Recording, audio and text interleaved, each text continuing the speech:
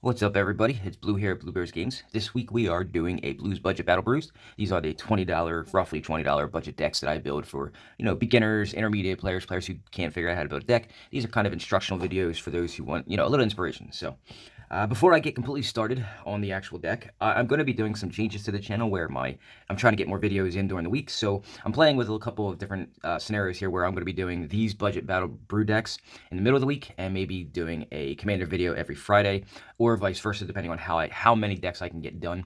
The commander decks take a little bit more time to put together just because I do an upgrade section that's a little bit more in depth. So with that being said, this week's video is on mono green elves, technically mono green. It's actually Elfball, so there's a little bit of red involved in here. So it's a pretty standard deck. It's something that's been around Magic for quite some time. The strategy here is pretty much play a lot of mana dorks. As you can see, the first card here is Llanowar Elves. Things like that. Generate a lot of mana, and then throw a huge fireball at your opponent. Remember, 60-card decks are normally played 1v1, so it's not multiplayer format, so you're not really worried about multiple opponents. So let me show you what I've got here. I've made many iterations of green elves over the years. My original $20 budget deck, this is a remake because I made a new version and it's a little bit different. It was Elfdrazi, which is basically to say same theory, but instead of a fireball, it was to cast higher mana value Eldrazi. Some of them have the Annihilator type effect. It's not technically called Annihilator on the cards, but it was to be able to get big bad creatures out on the board. This one takes a small twist on that and turns it into the original deck that was created back in the day, which is Elfball. So, all right. With that said, let's go over the deck. It's pretty basic and simple. If you've been playing Magic for a while, this should be familiar to you. If you have not, welcome to history of Magic. So start off with Llanowar Elves, one to cast 1/1 that taps to add green. You're going to see a lot of things that just tap to add mana. The 2-drop I used Elfheim Druid, and the reason why I did that is because one of the fireball-ish type cards actually has Kicker, and this helps provide extra mana for kick spells. So it's a 2 to cast 0/2, so it has a bigger butt to survive things. Obviously, it'll get shocked off the board if you're playing somebody in mono red, but it taps to add a green, and then it also taps to add 2 green, and you can spend that mana to cast kick spells only. Got a playset of those. Llanowar Visionaries. One of the greatest things that the core sets provided us was something like this. Basically, it takes a Llanowar Elf, and then it takes an Elvish Visionary, puts them together, gives them a 2/2, makes their mana cost roughly exactly the same as the 2 together, and then when it comes into play, you can draw a card, and you can tap it to add green. Probably one of the better things core sets did for us. I'm sad that they're not with us anymore. Maybe they'll make up their mind again and re-bring them back just like they did with core set 19, 20, and 21. All right, first rare is Elvish Archdruid. This is a very, very mana-intensive not mana-intensive, mana-generating deck. So it's 3 to cast for a 2/2. It gives your elves a buff of +1/+1. It's a static ability, so it's always, when Elvish Archdruid is in play, will always be in effect. And then it taps to add a green to your mana pool for each elf you control. For those not familiar, there is a card out there that was uncommon years ago in Urza Saga called Priest of Titania that did something similar. Priest of Titania as an uncommon is probably more monetarily valuable than the actual rare that does the same thing. It's kind of weird. Modern Horizons gave us Llanowar Tribe, so 3 green for a 3/3 that taps to add 3 green.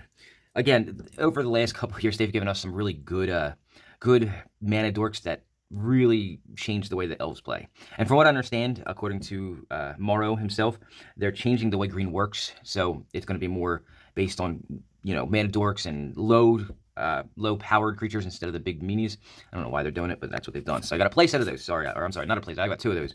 I keep going off on rants. Joraga Visionary. It's a 4 to cast 3/2. Then when it comes into play, it draws a card. One of the problems with green, and I don't want to say problems, one of the weaknesses is that it doesn't have a lot of card draw. It's mostly tied to their creatures. As you can see, I had another card earlier that did it, and so does this one. And the only reason why this is in here is because it has a bigger power toughness, but it also draws you a card. So that I have a playset of. Canopy Tactician came from Kaldheim. It's a 4 to cast 3/3 that, again, buffs your other elves statically. It's not until end of turn. It's as long as this creature's on the board, and it also taps to add 3 green as well. As you can see, there's a lot of generation of mana. The payoff is with this card. So Wildheart Invoker. This is where my difference between Elfdrazi and this new Elfball deck is going to be. This deck has 2 theories of winning, which is to buff your own creatures and attack, because that's what elves can do, or to generate enough mana to make a huge fireball. This one helps with the attacking part of the theory. So it's a 4 to cast 4/3. So the stats are actually, for an older card, really good. A 4 to cast with 4 power. Back in this era, which is Rise of Eldrazi, I believe that one is. Or I could be wrong, it could be the other one. I always mix the 3 original Zendikar ones up. It's Zendikar, Rise of Eldrazi, and I can't remember the Worldwake. I don't remember if that's I think that's Worldwake. Again, a rant. So its ability is to pay 8 and give target creature +5/+5 and trample until end of turn. So there are other cards that do buffs. This one's actually quite a big buff, but it's also quite a big mana cost, but you're generating so much mana it doesn't matter. So I got a playset of those. And again, the 4 mana cost for a 4/3 and elf body being buffed is just really good, for, especially from back in the day. Master Myers, I always throw one of these in here for the most part because it's continual draw. So it's a 4 to cast 3/2. It's an elf, of course. That's all everything is in here. When it enters battlefield, draw a card. And I explained a couple minutes ago that draw is one of the weaknesses in green for the most part. I'm trying to take that weakness and turn it into a benefit. So the benefit here is that if he's in the graveyard, whenever you cast a creature spell, which there are a lot of in here, you may pay 2 green, and if you do, you can return Master Myers from your graveyard to your hand, again casting it again, and drawing a card. So you see where the repetitive card draw is here. That's what I'm trying to do, is make up for the weakness. And again, with card draw, it doesn't always come in the form of a card just saying draw a card. So I've added cards in here that help you get cards in your hand. It doesn't necessarily say draw. So Adventurous Impulse is an example of that. It's 1 green, it's a sorcery. You look at the top 3 cards of your library, and you may reveal a creature or a land card from among them, and put the card in your hand, and then you can put the rest back on the bottom of your library in any order. So you can stack your deck. Hopefully you won't be getting to the bottom of your deck, but you can still stack the draws better. But it helps get cards in your hand. It'll be, in this case, for this card, it's a creature, which you have a lot of, or a land. It helps get, if you are, for 1 green, if you can go get a land, if you're having like a problem with lands, hopefully you won't, but if you do, this can help you go get it. So 4 of them. And then Adventure Awaits, kind of similar. So it's 2 to cast for a sorcery. It does similar thing. So you look at the top 5 cards this time, and then you may choose a creature from among them. So just a creature this time. And then you can put it in your hand. However, if you don't choose anything, because you can actually on this card choose not to get anything, you can put all the cards in the bottom of your library, and then you can just draw a card. So it actually works as both. It's either put a card into your hand, and if you don't, you can draw a card. And then, it's pretty much my way of fixing the way that you draw. Seek the Wilds is probably, in my opinion, one of the best cards that does exactly what I was just describing.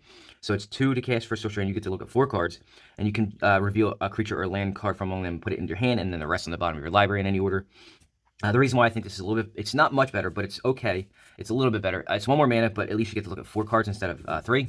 So it helps dig deeper for the card that you're looking for. So I kind of like those cards. Green doesn't have card draw per se, but it definitely has top deck manipulation. So I got 4 of them bad boys. And then, of course, we're in Elfball, and Elfball refers to elves with fireballs. So obviously, Fireball is the quintessential card you have to choose. So I got 2 fireballs in there, and then I got a Comet Storm. When I said earlier about the Elfheim Druid, I have a kicker in here. This is the card I was talking about. When you go to upgrade the deck, I'll give you some suggestions for that. If you put more Comet Storms in, Elfheim Druids make more sense.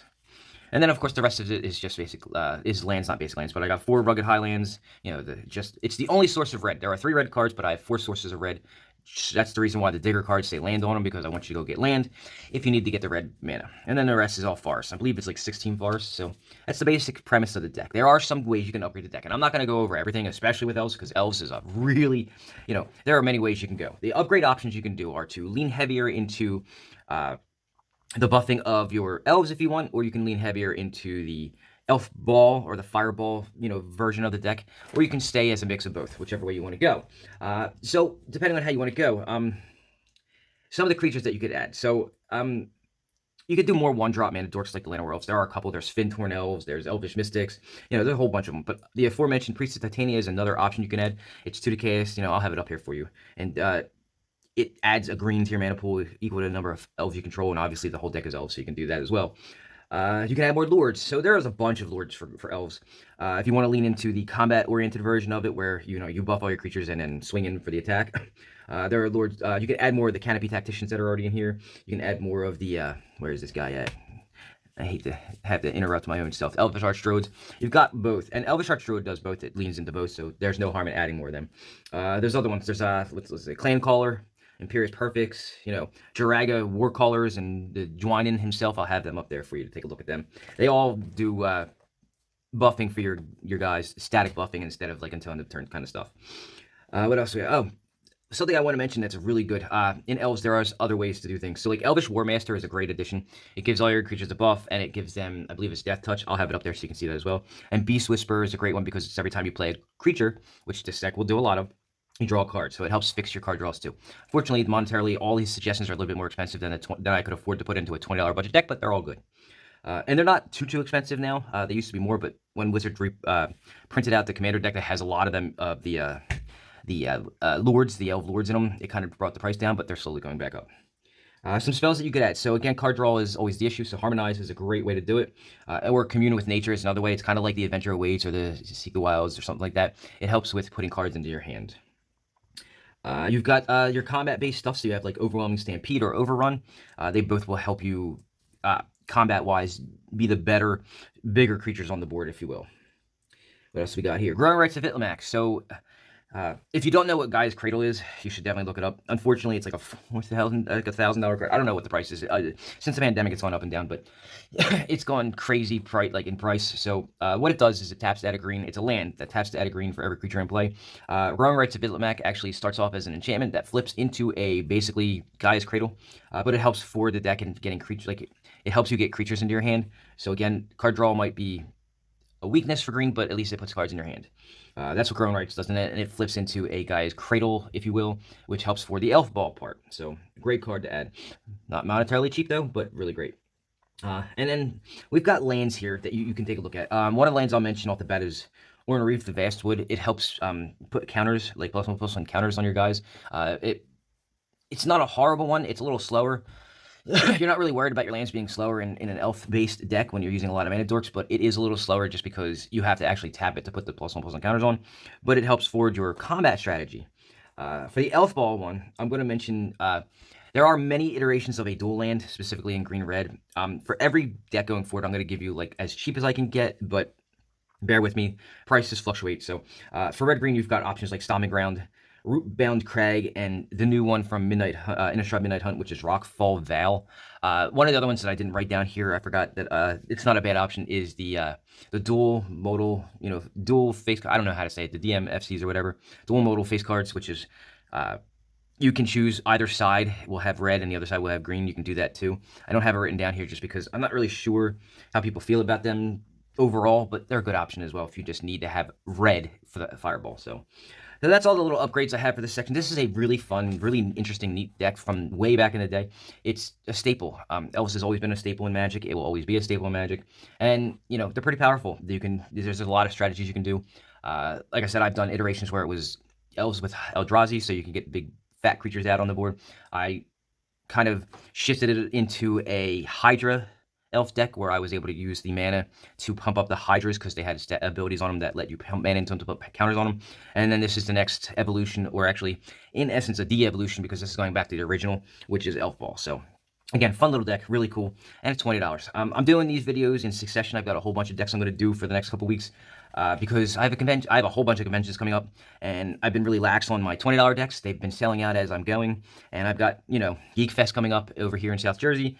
We actually started doing other festivals and stuff like that because my girl does stickers for little conventions and little events. So these are brought with me, and people buy them, and they're just great for learning or teaching or having a little bit of fun and not being so serious with Magic. So that's pretty much it for the week. Do me the favor, please like the video, subscribe to the channel, and share this out to somebody looking to either start playing the game. And Elfball is definitely a great way to start playing, to learn, teach, or show somebody how to play the game. Great options as well. So anyway, have a good one, and I will actually be back next week with another $20 budget deck. Have a good one, and I will see you there.